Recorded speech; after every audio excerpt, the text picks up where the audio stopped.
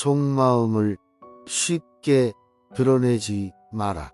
사람들은 상대가 겉으로 드러내는 감정을 통해 그의 생각을 유추한다. 따라서 속마음을 드러내지 않는 것처럼 실질적인 지혜는 없다. 자신의 패를 보여주고 카드게임을 하는 사람은 얼마 지나지 않아 가진 돈을 모두 잃게 된다. 말과 행동을 아껴서 사람들의 호기심을 물리쳐라. 사람들이 집요하게 당신의 생각을 알아보려고 할 때에는 먹물을 내뿜은 오징어처럼 당신의 생각을 감추어라. 당신이 어떤 성향을 가졌는지 다른 사람들이 알지 못하게 하고 예측하지 못하게 하라. 당신의 성향을 파악하면 사람들은 그것을 깔아뭉개거나 아첨하는 식으로 악용할 수 있기 때문이다. 토론을 함께할 사람을 곁에 두어라. 어리석은 사람은 모든 책임을 혼자 떠맡아서 결국 모든 비난과 증오의 대상이 된다. 반면 지혜로운 사람은 자신을 변호해 줄 사람, 어려움을 함께 나눌 수 있는 사람을 준비해 둔다. 두 사람이 손을 잡으면 불운도 천박한 군중도 감히 그들에게 대항하지 못한다. 지혜로운 의사는 치료 중에 환자가 사망할 때를 대비해 자신을 거들어 시체를 운반해 갈 사람을 미리 찾아둔다. 불운과 슬픔은 두 사람이 분담하면 반으로 줄어들지만 홀로 당하면 두 배로 커진다. 양보는 뜻을 이루는 최고의 위장술이다. 원하는 결과를 얻어내고 싶다면 일단 양보의 기술을 발휘하라. 원하는 것을 얻어내는데 이보다 더 효과적인 방법은 없다. 심지어 성직자들도 이러한 방법을 사용하라고 권한다. 양보의 기술은 상대방의 의지를 마음대로 좌지우지할 수 있는 매우 효과적인 위장술이다. 이 기술을 발휘하면 겉으로는 상대방의 뜻대로 일이 진척되는 듯 보이지만 실제로는 자신이 원하는 방향으로 일을 진행시킬 수 있다. 좋은 평판을 얻는 양보의 기술. 지혜로운 사람은 자신의 주장이 옳더라도 일단 양보의 미덕을 발휘한다. 쉽게 결과가 드러날 일이라면 더욱 그러하다. 그러면 사람들은 그의 주장이 옳다는 사실을 알 뿐만 아니라 그의 배려심을 더 높이 평가한다. 취향을 모르면 상대를 기쁘게 만들 수 없다. 상대의 성격이나 취향을 몰라서 상대를 기분 좋게 해주려다 오히려 불쾌하게 만드는 사람이 있다. 어떤 사람에게는 칭송이 되는 행위가 다른 사람에게는 모욕이 될 수 있고 어떤 사람에게는 유쾌하게 받아들여지는 행위가 다른 사람에게는 기분을 상하게 만드는 행위가 될 수 있다. 상대방의 취향을 모르면 애써 노력하고도 오히려 좋지 않은 결과만 얻는다. 주위 사람들의 반응에 민감하라. 바람의 방향을 알아보기 위해 풍선을 공중에 띄워보는 것처럼 당신이 사람들에게 인정받고 있는지 의심스럽다면 사람들의 반응을 떠보라. 이로써 어떤 일의 성공 여부를 알 수 있고 계속해서 밀고 나갈 것인지 혹은 완전히 소멸될 것인지를 결정할 수 있다. 지혜로운 사람은 주위 사람들의 의중을 알아봄으로써 현재 자신이 처한 상황이나 조건을 확인한다. 이러한 예측을 통해 어떤 것을 부탁하거나 요구할 때, 그리고 다른 사람들을 다스릴 때 중요한 결정을 손쉽게 내릴 수 있다. 부탁할 때에는 타이밍이 관건이다. 세상에는 부탁을 잘 들어주는 사람도 있고 거절을 잘하는 사람도 있다. 부탁을 잘 들어주는 사람은 마치 자물쇠 없는 금고와 같아서 이들에게는 힘들이지 않고 원하는 것을 얻어낼 수 있다. 하지만 무조건 거절부터 하는 사람에게 부탁할 때에는 몇 가지 기술이 필요하다.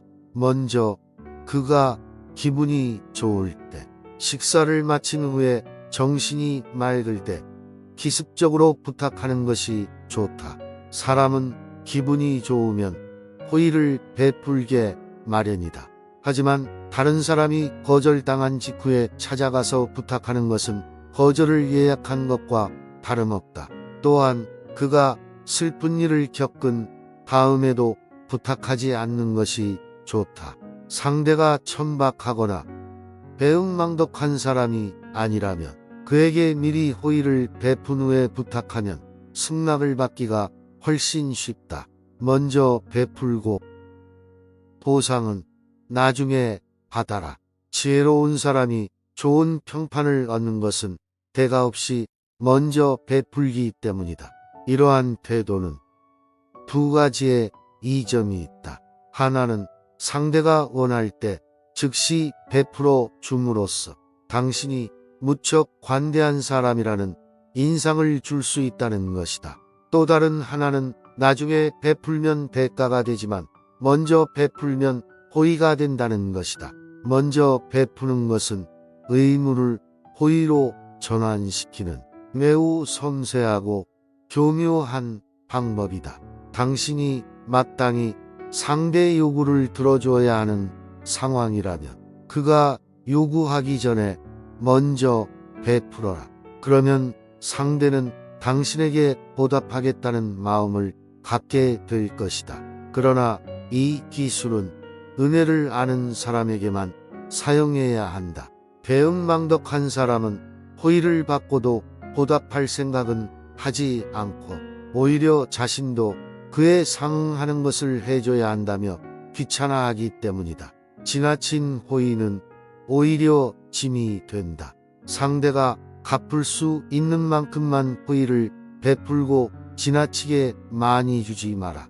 지나치게 많이 베푸는 것은 주는 것이 아니라 파는 것이다.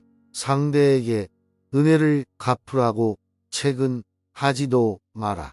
도저히 은혜를 갚을 수 없다는 생각이 들면 상대는 자존심을 지키기 위해 당신과 아예 연락을 끊어버릴 수도 있기 때문이다.